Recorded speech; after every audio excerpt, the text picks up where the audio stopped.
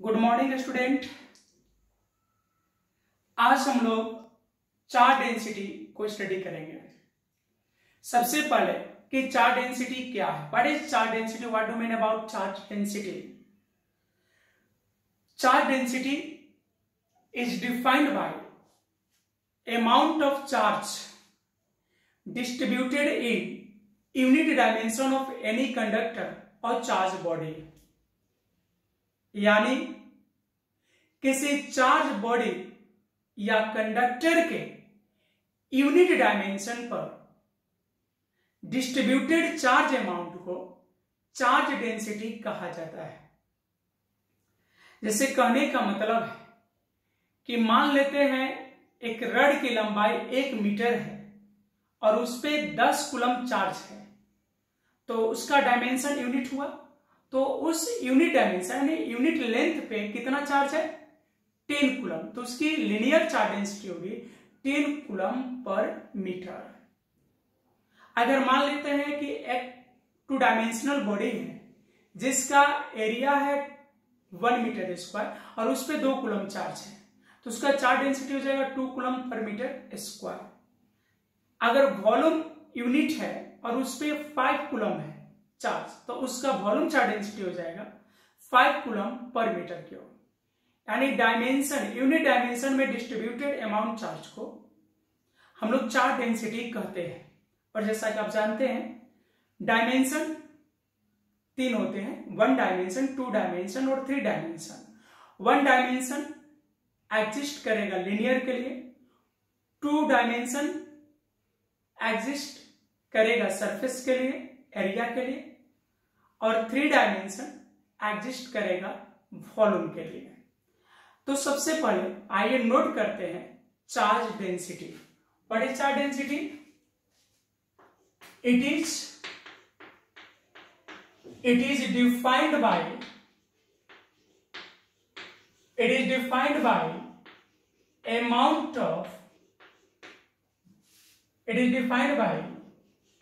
Of charge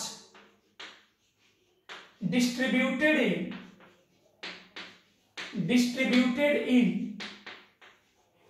unit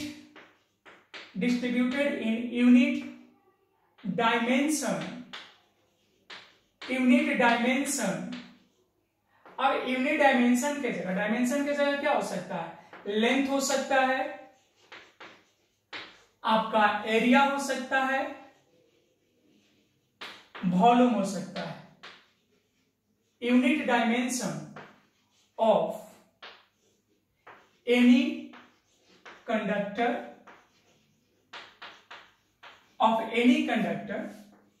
और charged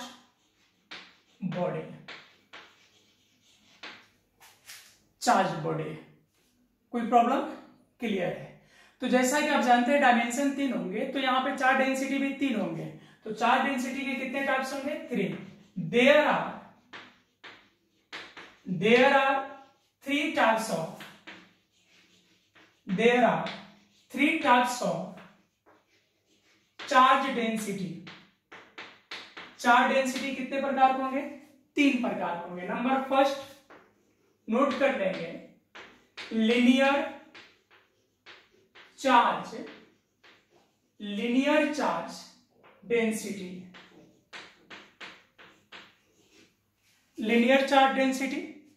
number 2 surface charge density. और number 3 हो जाएगा वॉल्यूमेट्रिक।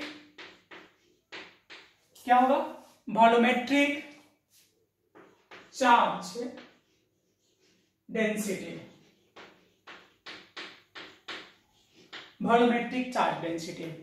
ठीक है।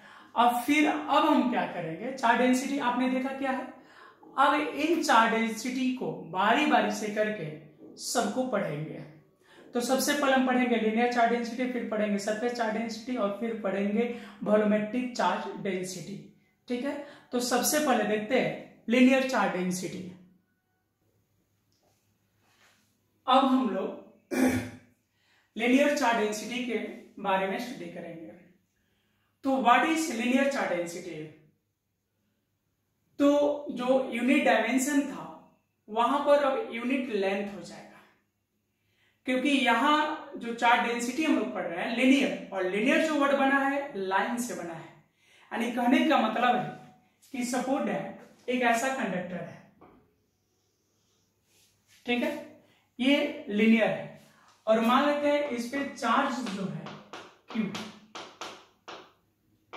कितने चार्ज है Q, और इसके लेंथ को मान लेते हैं कितना है L, इसका लेंथ क्या है L, यानी पूरे L लेंथ पर कितना चार्ज है Q, तो इसके यूनिट लेंथ पर कितना चार्ज होगा Q/L। तो जो unit length and unit dimension में जो चार्ज अमाउंट होगा उसी को हम लोग बोलते हैं चार्ज डेंसिटी यूनिट डायमेंशन में। तो यहाँ यूनिट लेंथ ले रहे हैं तो यहाँ हो जाएगा लीनियर चार्ज डेंसिटी। तो what is linear charge density? तो the amount of charge, the amount of charge, the amount of charge, the amount of charge distributed in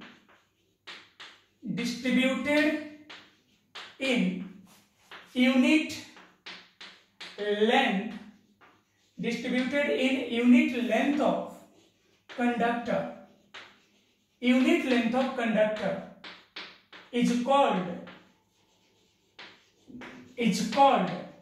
linear charge density, is called a linear charge density. What is a linear charge density? तो किसी linear conductor के, किसी conductor के unit length में, किसी conductor के unit length में distributed amount charge को हम लोग क्या कहते हैं linear charge density. What is linear charge density? The amount of charge distributed in unit length of conductor, unit length of conductor is called linear charge density. And what is the representation of linear charge density? तो generally linear charge density को हम लोग lambda से represent करते हैं, but कहीं कहीं आपको रिप्रेजेंटेशन म्यू भी मिलेगा, लेकिन मुख्यतः मेनली किस लेटर को यूज करते हैं, किस सिंबल को? लेमडा को। तो यहां पर नोट कर लेंगे, इट इज रिप्रेजेंटेड बाय,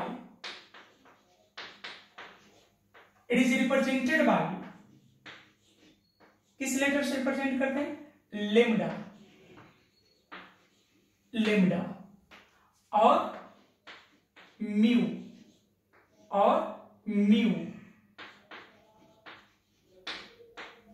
इसको जनरली किस लेटर से रिप्रेजेंट करते हैं? लैम्डा से।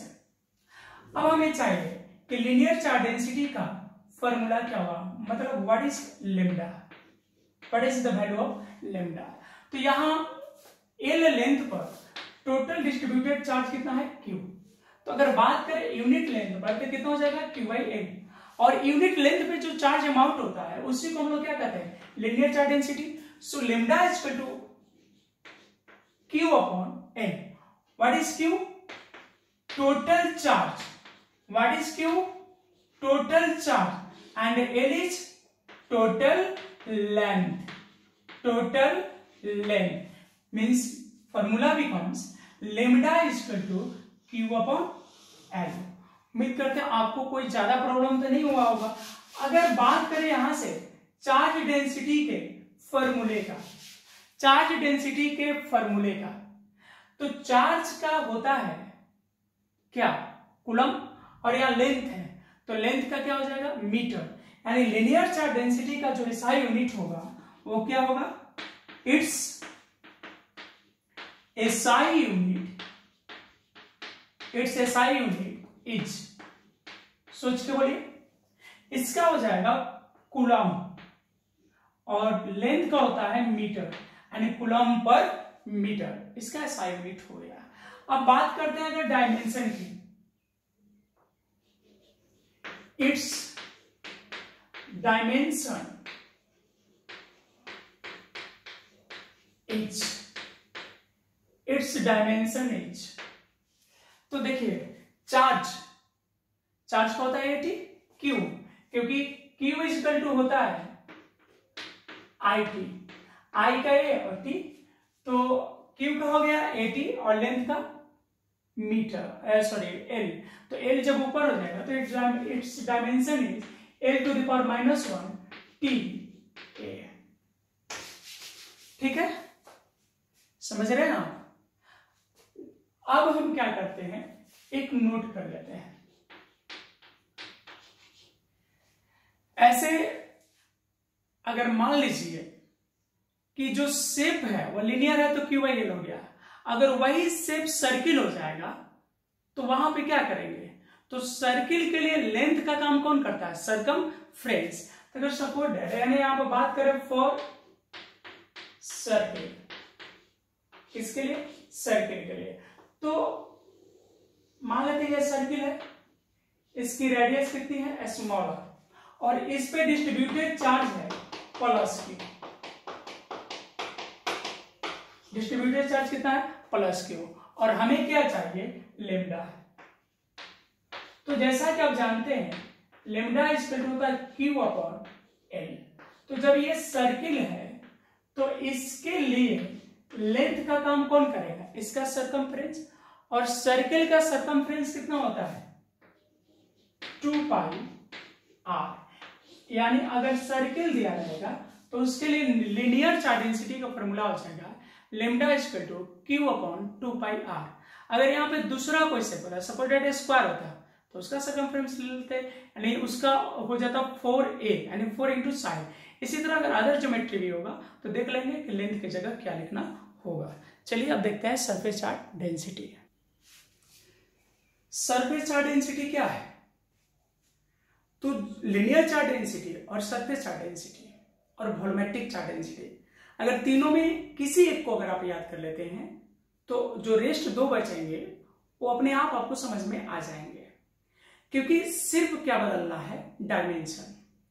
तो जहां पर वहां पे लिनियर चार्ज डेंसिटी में जहां यूनिट लेंथ था, यहां पर यूनिट एरिया हो जाएगा और बाकी सब सेम हो जाएगा। तो क्या है, what is surface charge density, what do mean about surface charge density, तो the amount of charge distributed in unit area of any conductor is called surface charge density. बिल्कुल उसी तरह यहां उसमें सिर्फ था यूनिट लेंथ, तो यहां गया था लिनियर चार्ज डेंसिटी, बाकी सब सेम है, कोई प्रॉब्लम तो नहीं होगा। चलिए अब देखते हैं कि इसको किस लेटर से रिप्रेजेंट करते हैं। तो लिनियर चार्ज डेंसिटी को हम लोग लिखते हैं लेमडा और सरफेस चार्ज डेंसिटी को रिप्रेजेंट करते हैं सिग्मा से। किस लेटर से, इट इज रिप्रेजेंटेड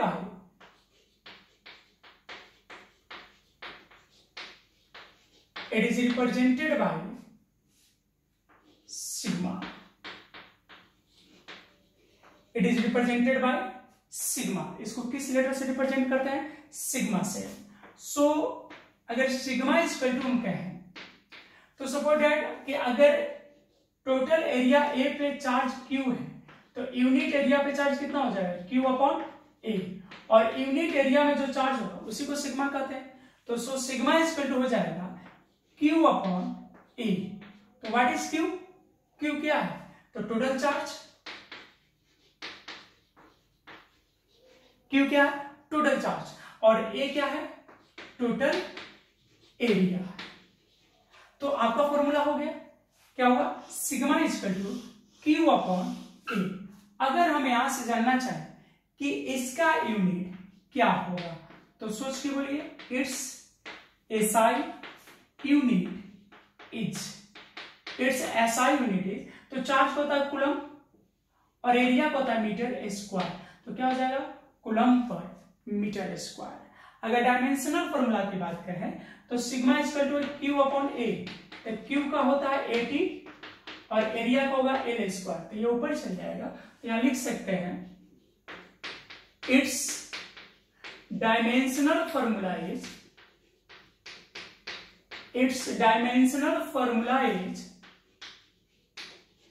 क्या हो जाएगा, इसका डायमेंशनल फॉर्मूला क्या हो जाएगा, ये ऊपर चला जाएगा, L to the power -2 T A. ठीक है, अब आइए देखते हैं यहां पे, यहां तो कोई प्रॉब्लम नहीं है। अब इस पे नोट कर लेते हैं, मेन फॉर्मूला हो गया मेरा। कोई पार्टिकुलर शेप के लिए फॉर्मूला देखेंगे हम, जैसे स्फीयर के लिए अक्सर पूछता है, तो कोई भी शेप रहे, शेप से फर्क नहीं पड़ेगा। अगर मान लो रेक्टेंगल शेप हो गया तो एरिया हो जाएगा लेंथ ब्रेथ LB। अगर स्फीयर दे दिया तो हो जाएगा क्या 4πr²। अगर वही दे दिया स्क्वायर शेप तो वहां हो जाएगा लेंथ का स्क्वायर या side square.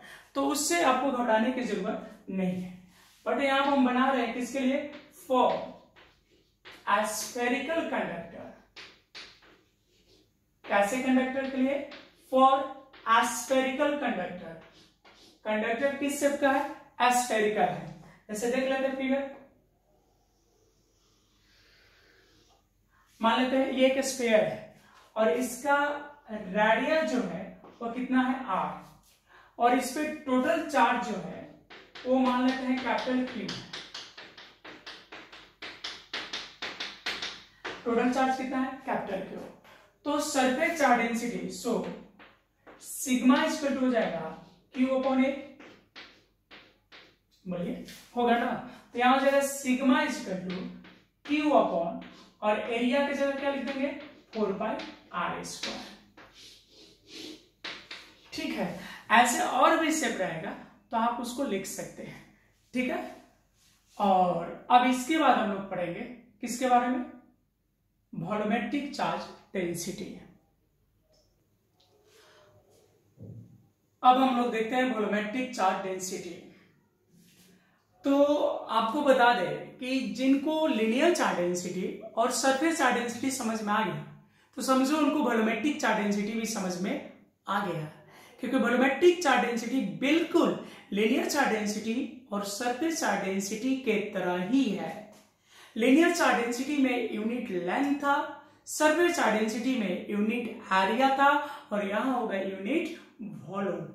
What is the definition of volumetric charge density? What do we know about volumetric charge density? तो किसी कंडक्टर के यूनिट वॉल्यूम में डिस्ट्रीब्यूटेड चार्ज अमाउंट को वॉल्यूमेट्रिक चार्ज डेंसिटी कहा जाता है। यानी the amount of charge distributed in unit volume of conductor, unit volume of any conductor is called volumetric charge density. तो नोट करेंगे the amount of charge distributed in unit volume. अगर ये linear होता तो यहां लिखते यूनिट लेंथ, अगर surface charge density होगा तो यहां लिखेंगे एरिया, अगर वॉल्यूमेट्रिक है तो unit volume of any conductor is called volumetric charge density. अब है कि लिनियर चार्ज डेंसिटी का representation lambda, surface charge density का रिप्रेजेंटेशन सिग्मा, और इसको किस लेटर से रिप्रेजेंट करते हैं तो इसको रो से रिप्रेजेंट करते हैं। तो यहां लिख देते हैं इट इज, नोट करते चलिएगा, it is denoted by rho. किस लेटर से रिप्रेजेंट करते हैं, रो से। It is represented by rho. So what is the formula of rho? तो अगर लिनियर चार्ज डेंसिटी था तो वहां लिखते थे Q/L, जब सरफेस चार्ज डेंसिटी था वहां लिखते थे Q/A। तो सिंपल बात है, जनरलाइज करके भी समझा जा सकता है। यहां क्या हो जाएगा Q/V। तो मींस आपका फॉर्मूला हो गया total charge upon total volume. ठीक है, यहां से आप इसको नोट कर लेंगे। अब बात है कि इसका यूनिट क्या होगा, तो बोलो चार्ज का कूलम और एरिया का मीटर क्यूब। तो what is the unit of volumetric charge density? बोलो क्या होना चाहिए, इट्स SI यूनिट इज क्या होगा, कूलम पर मीटर क्यूब। अब क्या लिखते हैं, डायमेंशनल फॉर्मूला। इट्स, हम सिंपल है, अगर कोई भी एक तीनों में किसी एक को अगर आप याद कर लेते हैं तो समझिए आपको तीनों याद हो गया। It's dimensional formula is L⁻³ TA।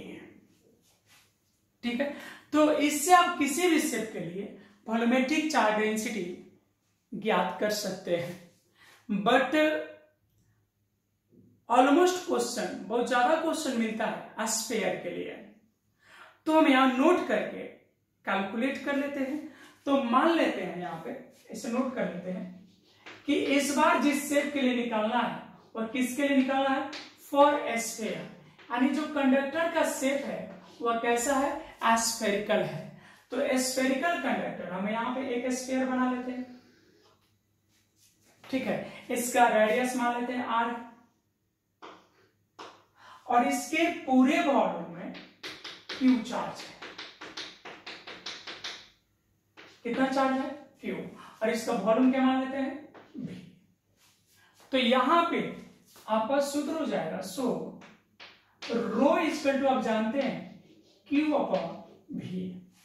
ठीक है, और Q इक्वल टू हो जाएगा 4/3πr3, क्योंकि स्फीयर का वॉल्यूम कितना होता है, 4/3πr3।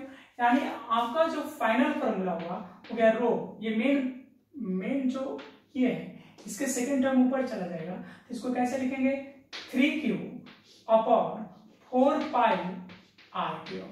यानी स्फीयर के लिए स्पेशली फॉर्मूला हो गया क्या, स्फीयर के लिए स्पेशली फॉर्मूला क्या हो गया, रो इक्वल टू 3Q/4πr3। अगर यहीं पे क्यूब होता है, अगर यहां पे क्यूब होता, ठीक है, ये क्यूब है और इस क्यूब में अंदर यहां पे चार्ज है, इसके वॉल्यूम में कितना चार्ज ले लिए, क्यूब। तो अगर इसके लिए अगर बात करें क्यूब के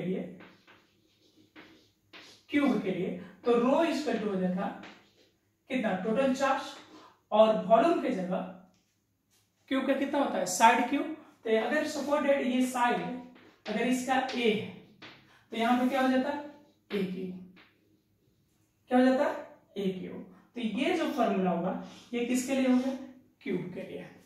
ऐसे अगर अदर शेप भी रहेंगे तो उम्मीद करते हैं कि आप कर लेंगे, है कि नहीं। और आप अलग अलग बुक के आप क्वेश्चन बना के देखो, आपसे बनेगा। ठीक है, पूरी कोशिश की गई है कि आपको इजी से इजी वे में समझाया जाए, और उम्मीद करते हैं आपको समझ में भी आया होगा। चलिए, अच्छे से पढ़ते रहिए, घर पे मेहनत कीजिए, क्योंकि मेहनत कभी बेकार नहीं जाती है। चलिए, मिलते हैं आपसे नेक्स्ट वीडियो में फिर अगले टॉपिक पर। तब तक बने रहिए, घर पे बैठिए और स्टडी करते रहिए। धन्यवाद।